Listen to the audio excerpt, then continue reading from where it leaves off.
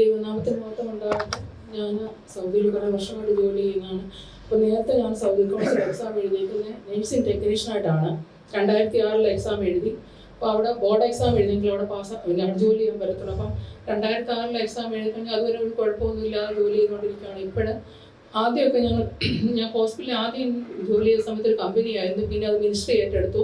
ഇപ്പം പുതുതായിട്ട് വരുന്ന എല്ലാ മിനിസ്ട്രിയിലെ BSc MSc നേഴ്സസും ആണ്.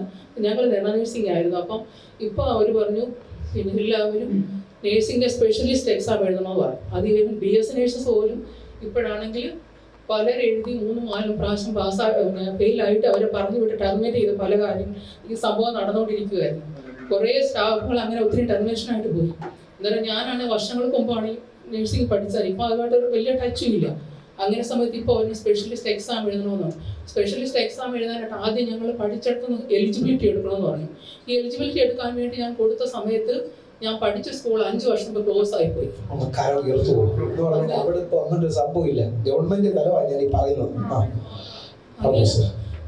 ക്ലോസ് ആയി പോയി കഴിഞ്ഞ സമയത്ത് ഒള്ളി നേഴ്സിംഗ് കൗൺസിൽ മാത്രമേ Indian nursing council recognition AP nursing കൗൺസിലാണ്, ആന്ധ്രയിലാണ് പഠിച്ചത്.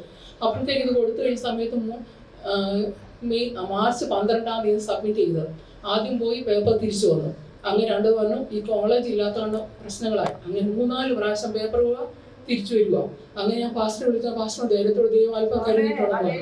അങ്ങനെ ഞാൻ 3 പ്രാവശ്യം തിരിച്ചു വന്നു കഴിഞ്ഞപ്പം ഞാൻ എൻ്റെ മനസ്സിൽ തോന്നി TV പ്രോഗ്രാം ഞാൻ ചെയ്യാമെന്ന് പറഞ്ഞു.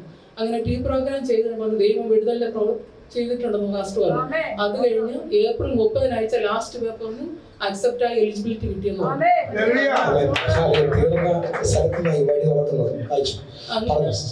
അങ്ങനെ എലിജിബിലിറ്റി കിട്ടി കഴിഞ്ഞു. അത് കഴിഞ്ഞപ്പോൾ ഞാൻ മെയ് 11 എക്സാം എഴുതി. അത് കഴിഞ്ഞ് 14-ാം തീയതി നാട്ടിൽ തിരിച്ചു വന്നു. 28-ാം തീയതി റിസൾട്ട് വന്നു. ഇപ്പം ഞാൻ എക്സാം എഴുതിയ സമയത്ത് എനിക്ക് ഭയങ്കര ടഫായിരുന്നു. എനിക്കറിയാവുന്ന 3-4 ക്വസ്റ്റ്യനുകൾ ഞാൻ പിന്നെ ദൈവത്തിൽ സമർപ്പിച്ച് ഞാൻ ആൻസർ എഴുതുകയായിരുന്നു. എനിക്ക് എൻ്റെ കൂടെ എഴുതിയ ആളും ഇതുപോലെ ഭയങ്കര ടഫാന്ന് പറഞ്ഞു. അവർക്ക് ക്വസ്റ്റ്യൻ കൂടുതൽ ഒത്തിരി ടഫാക്കി. പക്ഷെ എൻ്റെ കർത്താവ് എനിക്ക് വേണ്ടി കരുതി ഞാൻ വിളിച്ചു. റിസൾട്ട് വന്ന സമയത്ത് പാസ്സാകുന്നതിന് മാർക്ക് കൂടുതൽ എൻ്റെ ദൈവം ചെയ്യുന്ന പ്രവൃത്തി